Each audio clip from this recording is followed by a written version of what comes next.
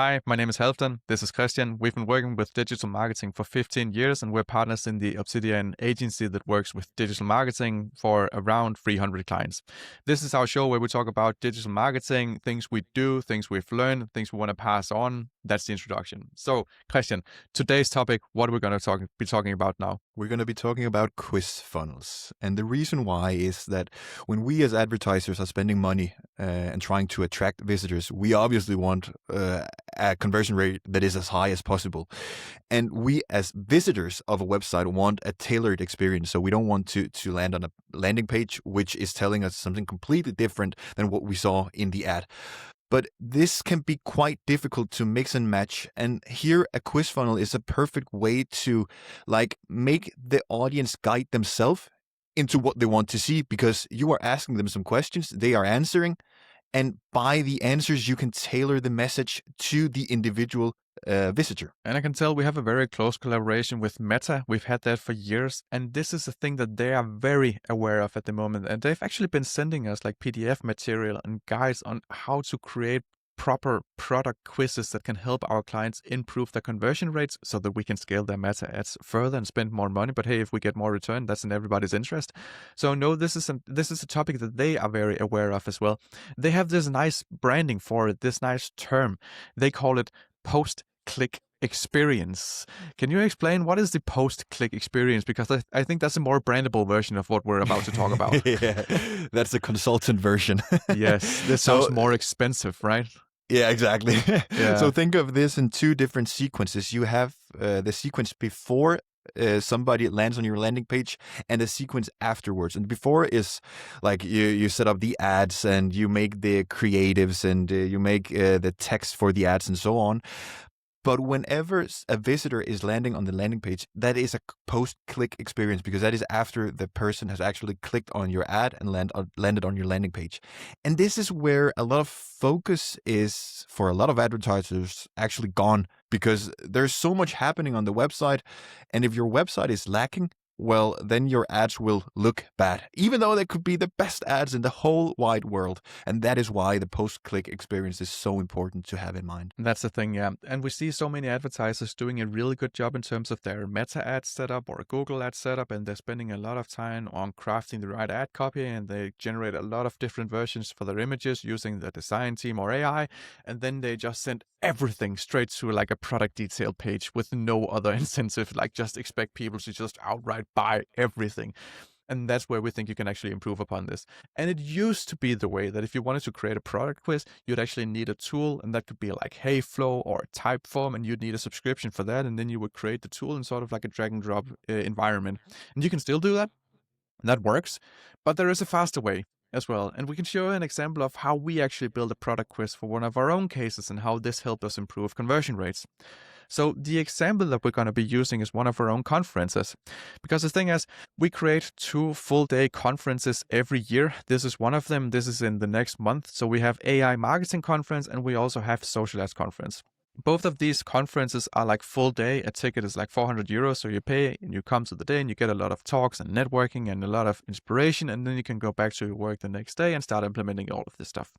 The thing is, this landing page is maybe not the ideal place for someone to land if they're interested in the conference, because this shows everything. Like, we have to explain what is the conference, why do we make a conference about AI, who are the previous attendees, why should you consider participating. Here's a lot of the people who talk, but it's just like a list of everybody who talks, and you kind of have to click into each individual speaker to figure out what's relevant for you here.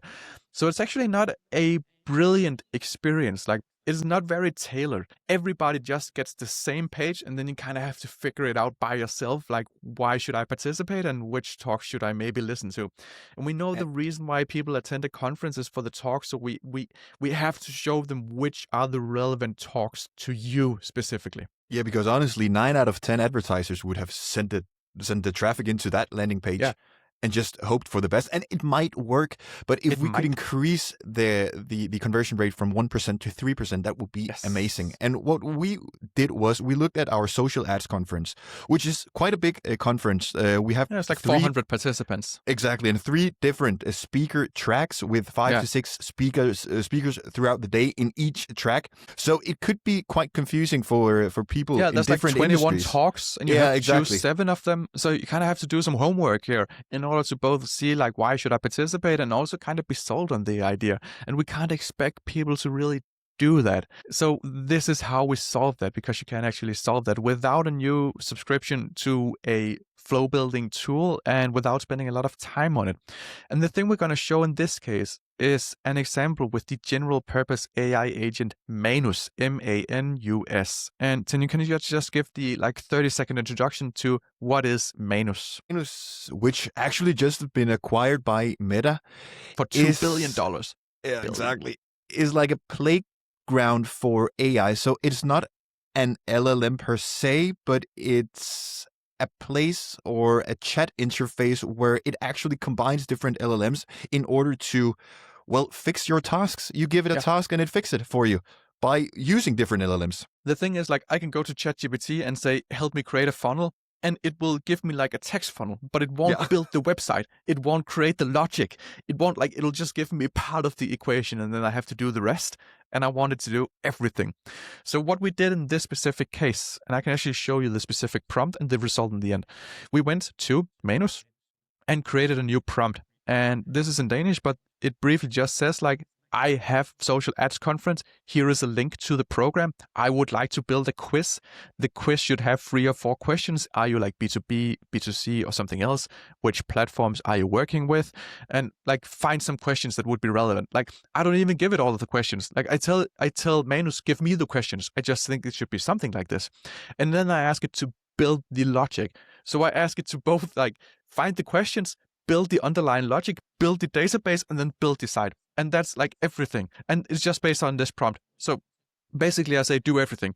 And then Manus says, okay, I will now do everything. And it starts prompting. I can see it goes to the website because when you use Manus, you can actually see what it does. So it goes to the website. It opens the website. I can see at the same time, it actually opens up a spreadsheet and it starts creating a spreadsheet based upon the website. So it can see the program on the website and then it creates a spreadsheet with the program.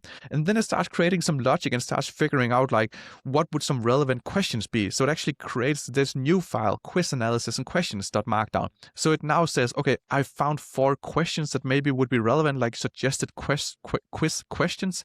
Now it asks me, would you like these questions? I say, yeah, I have a few changes. Please use these questions. And then it actually starts creating a website. And I ask it, please go to socialadsconference.com. So you take our logo and you take our font and our colors and everything.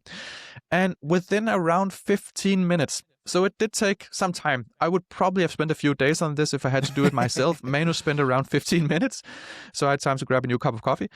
Then it has actually created a complete draft for this. And then I say, okay, please deploy it to a public URL so I can just test it. Then it deploys it to a private web page. So now I'm the only one who can actually see this, and it says it has everything. I ask it to create some changes. Actually, I ask it to implement our Facebook pixels so that we can actually track people who go to it. I have a few changes to the questions. There's some back and forth. And then at the end, we get a complete functioning website. And I can actually show you what this looks like. So the website that Manus builds, and it's accessible still to this day. So it has a manus.space URL. So 20 minutes in prompting, I had this working website. So it took the logo, it took the title, it took everything, and then it asked like 4 questions. So how do you describe your company and target audience? Okay, I'm B2B. Okay, that's the first question. And then next here. So the next one, which platforms are important for your marketing? And okay, I'm like LinkedIn advertising is important to me. Next one, what best describes your current needs and focus? And I'm going to say, okay, probably data and creative.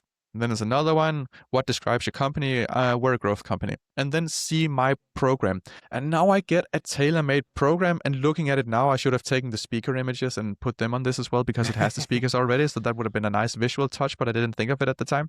but now I get this tailor-made program. So it says, okay, you should probably participate in this talk, this talk, this talk, this talk, and this talk based on your choices. Are you interested? Okay, buy your ticket here, and it goes straight to the website. That's kind of amazing. You can do that in 20 minutes without an additional subscription or anything like that. And it just deploys it to a public URL, so you can use this straight into your Facebook ads, or you could spend 5 more minutes and put it on your own URL with the subdomain and pointing a DNS towards it. But how good is this for like 20 And minutes of work? it's amazing. And look at the post-click experience of going through this rather than landing on a landing page, which is fine, which has the information that people should have, but that shouldn't be the first thing you land on when you see an ad and might be interested in Yeah. going, because you can't comprehend such a big speaker list and all of the speakers, all of the tracks there. This is an No, it's too amazing much. way to do this, and this can be used in almost all businesses, to be honest. And another thing I want to pinpoint, when you showed the Manus in Manus where you prompted it, what you see is the reasoning, and that is one of the things I love with Manus. I can read through its own reasoning, and the way it comes up with the solution to a given task is not the same way I would have done it, but it gets there, and it's quite fun to see, because when you read these reasonings, you actually get better at using Manus, because then you know how to give it more context next time. Yeah, absolutely. And you can actually also ask Manus right away to just create new content for you, and I did that. That was before Nano Banana Pro came, so the ads weren't as great as if you did them today, but you could have done it that way. Now, the thing is, I made this tool using Manus. Manus is an amazing tool. There are other options as well. What would be your considerations in terms of using either Manus or Lovable or using Google AI Studio? Like, if you had to do the same things today, which tool would you use? I think I would use a mix. But what Yeah. I would do is trying to get Google Gemini, to help me prompt a very large, very professional prompt, much more professional than I would be able to, because I don't know that much about programming. And when Gemini has helped me do that, I would put it over into Lovable. Actually, I wouldn't have thought about Manus. I would have thought about Lovable, but that's just because I've been working a lot. Yeah. I think all of the tools would do a great job. I'm currently building most stuff out of Lovable, and there's also an additional vibe coding tool that I'm interested in trying that I've been recommended. But I think the tool matters less in this instance, because regardless of whether you use Google AI Studio or Lovable or Base 44 or Manus, I think you'd get to a pretty good result pretty quickly. And the amazing thing to me is, like, if we had done this a year ago or 2 years ago, this would have been an additional subscription. But I think this is like your mobile replaced so many different items you had before. Like, this is my car keys, it's also my calculator, it's also my flashlight, it's also my emailing device, it's also my train ticket. It's like, if this goes out of power, I'm basically helpless. But as long as it doesn't, this controls my entire life and it replaces so many different other items. And I feel the same about my Manus subscription currently. Like, we have the very big subscription in Obsidian and we're using it for a lot of different stuff, but it replaces so many things, because now that we have this, I didn't need to spin up an additional subscription to Typeform or Heyflow or something else, because for this very specific need, we could just build it straight into Manus and it worked perfectly fine. And could we build something better if we had a dedicated tool to it? Probably, but I feel like we're gaining most of the value for a very little effort in this case. And being able to just spin this up within 15 and 20 minutes allows us to see, does this actually perform well in Facebook advertising? Because that's the next thing I did. I started sending Facebook ads traffic straight to this quiz instead of sending it to the website. And lo and behold, it had a higher conversion rate. And of course it had a higher conversion rate, because it's a much more tailored experience. Why wouldn't it have? So this is also something we're going to be doing the next time. We're going to be creating a similar product quiz. We're going to be having that from the start of the conference, so that people can actually access it straight on the webpage. Like, we want to have this front and center.